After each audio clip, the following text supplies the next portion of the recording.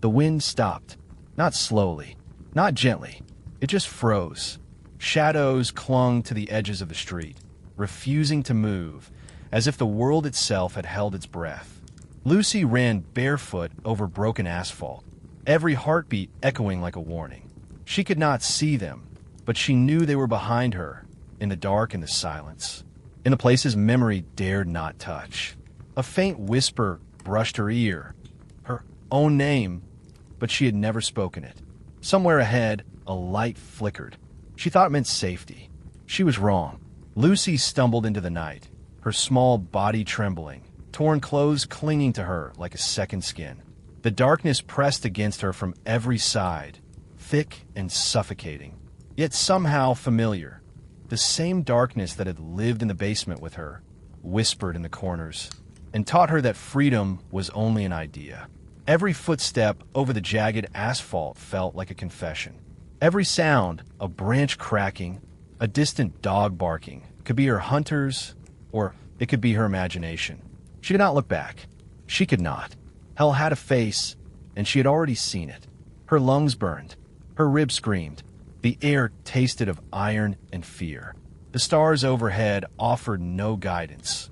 They seemed to blink nervously, as if aware that she did not belong to the world anymore. Somewhere far behind, a faint echo of laughter, or was it crying, followed her.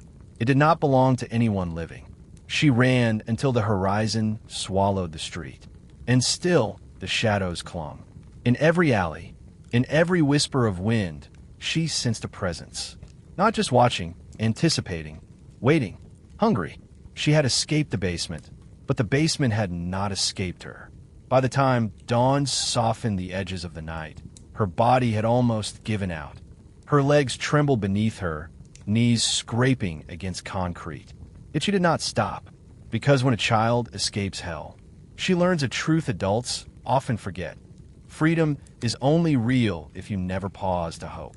And then, in the quiet haze before the sun rose, she heard it, a sound that froze her blood, a whisper, low, deliberate, her own name drawn out across the empty street.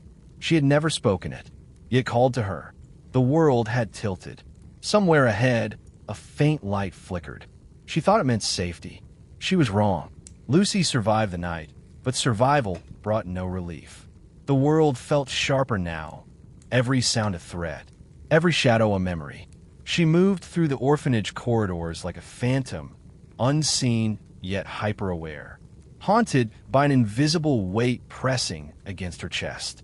Sometimes she thought she saw her, a girl, pale and broken, standing just beyond her vision, always gone when she turned, leaving only the echo of hollow eyes and a silence that screamed. She called her the ghost, though it was not a spirit. It was a memory made flesh, a scar that breathed. Anna found her in that silence, quiet, steady, unwavering. She never asked about the basement. She never demanded answers. She simply sat beside Lucie, offering a hand, a shoulder, a warmth the world had denied her, and that for the first time made the world almost bearable. But the ghost lingered, in the corners of her room, in the flicker of candlelight, in every reflection she dared to meet. Sometimes it whispered, low, deliberate, patient, not angry, not pleading, just watching, waiting, judging, reminding her that escaping one hell does not erase it from within. And every night, before sleep could claim her, Lucie remembered the truth she could not speak aloud. Survival was not victory. It was merely the first step towards something far darker. Years had passed, yet the past clung to Lucie like a second skin. When she found the house, it seemed ordinary. A perfect lawn, curtains swaying gently in the morning breeze, the faint smell of bread baking through open windows. A family laughed inside. Normal faces, normal lives, normal light. Lucie felt nothing. Not joy, not hope, only a hollow certainty. The house was a trap. Evil always wears the mask of ordinary, she had learned. She stepped closer, heart pounding, each footfall measured and deliberate. Then, silence broke. A sudden, sharp sound. A chair overturned, a plate shattered. Fear exploded in her chest like gunfire. The world had tilted. The laughter inside was gone. In its place, something darker. Something waiting. She did not hesitate. She moved through the door, guided by a single truth: revenge could not wait. The world had taken everything from her, and now she would take back what belonged to her, even if it meant stepping into hell once more. Gunsuotang.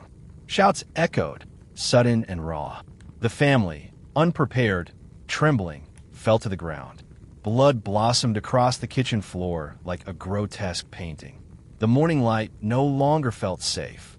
It was the color of iron, of fire, of consequence. But as Lucie stared at the bodies, she realized this was not enough. Vengeance is a fragile thing. It cannot erase the past, and somewhere in the shadows, beyond the broken windows and shattered plates, she felt it again. That silent gaze, that invisible presence, waiting to remind her that the real horror had not yet begun. Lucie had expected nothing, yet nothing could have prepared her for what lay beneath. Behind a wall of metal and shadow, she found a door. Ordinary, yet it hummed with quiet menace, like the heartbeat of something alive. The air around it was colder, thicker, pressing against her skin like water. She hesitated. For a moment, the world held its breath.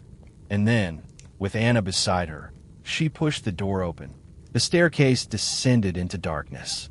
Concrete walls slick with dampness reflected no light, only the faint gleam of moisture. Each step echoed, hollow and accusatory, like the footsteps of every memory she had tried to bury.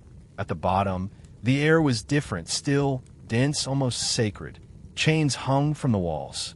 Chairs bolted to the floor, and the faint odor of antiseptic mingled with something metallic, something alive. The room seemed to swallow sound, turning whispers into screams that only the mind could hear. And then she saw her. A woman, bound but eerily calm, her body emaciated but upright, eyes hollow yet burning with quiet intensity.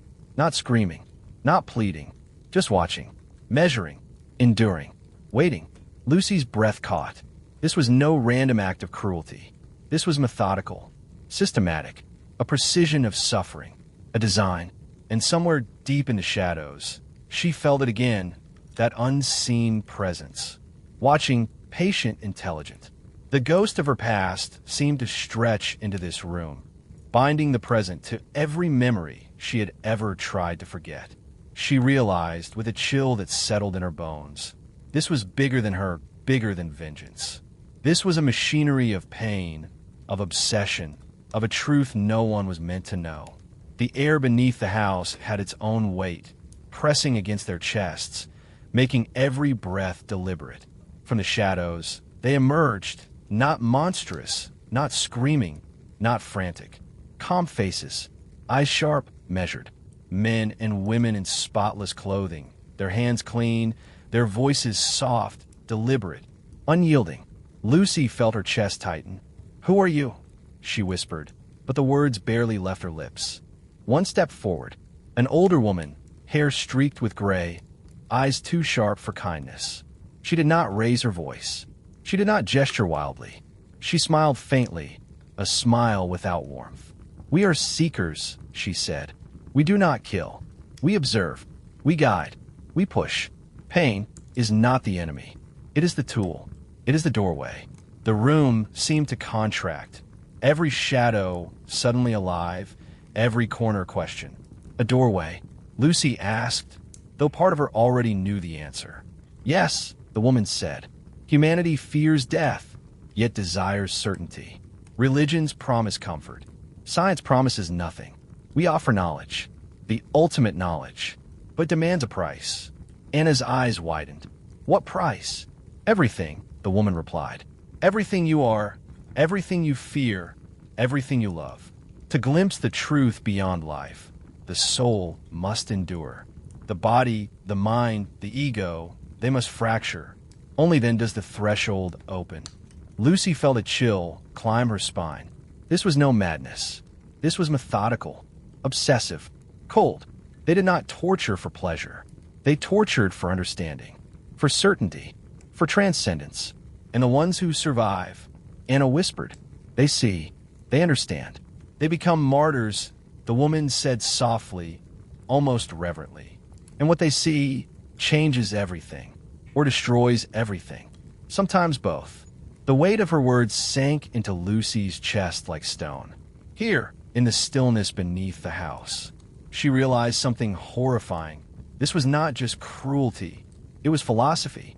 It was obsession. And no one would leave unchanged. Anna's first night beneath the house was worse than anything Lucie had imagined. The air was thick with anticipation, heavy and unyielding, as though the walls themselves had learned to judge. Chains, cold and merciless, hung and used, a promise, not a threat. The room seemed alive, listening, learning, waiting. The cult did not rush. They did not scream. They did not demand obedience. They simply began. Subtle pressures, psychological tests, whispers that crawled into the corners of her mind. Hunger, exhaustion, disorientation, each sensation sharpened, measured, almost reverent. Anna fought at first. Screams tore from her throat, raw and human. She resisted every impulse to surrender.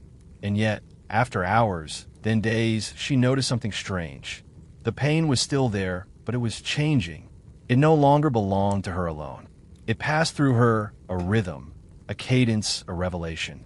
Her fear began to dissolve. She could hear the whispers in her own mind, once terrifying, now guiding her.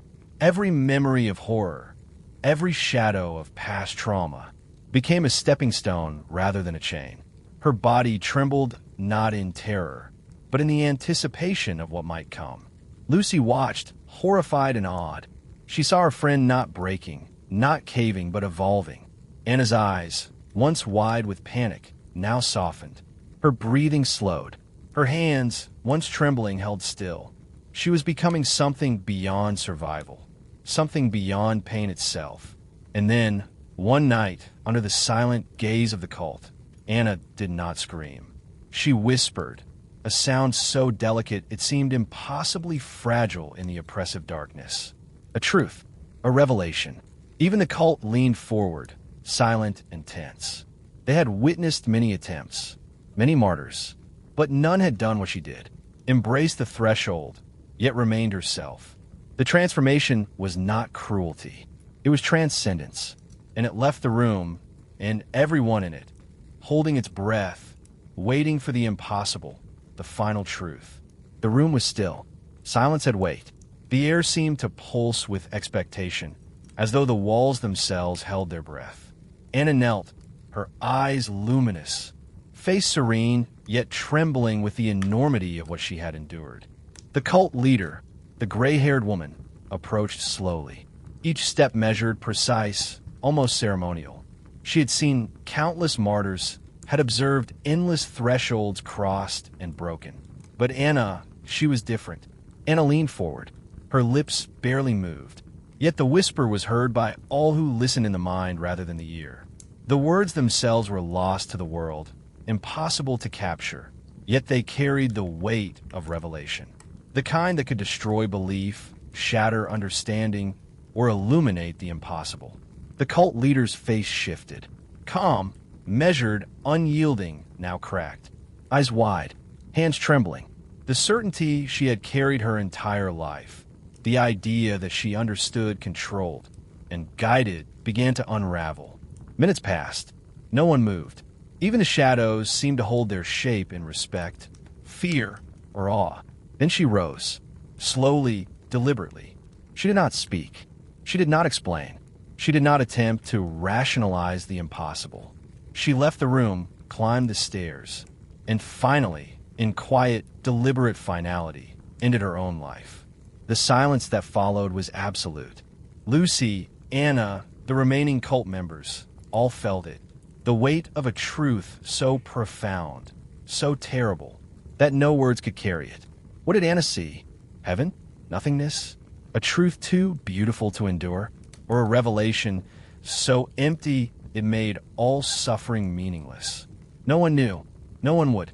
And that is the horror. Not pain, not death, not blood, but the silence after the scream. The answer that cannot be spoken. The certainty that the world's darkest truths are forever beyond our reach. The house stood silent.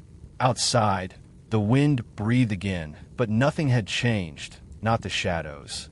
Not the questions. Not the weight of what had been seen. Lucie and Anna emerged, forever altered, carrying secrets no one could ever speak. And sometimes in the quiet between heartbeats, a whisper returns, a truth too vast, too terrible to ever be known. What lies beyond? Some doors should never be opened. If this story chilled you to the bone, like, share, and subscribe, because some horrors are too unforgettable to face alone.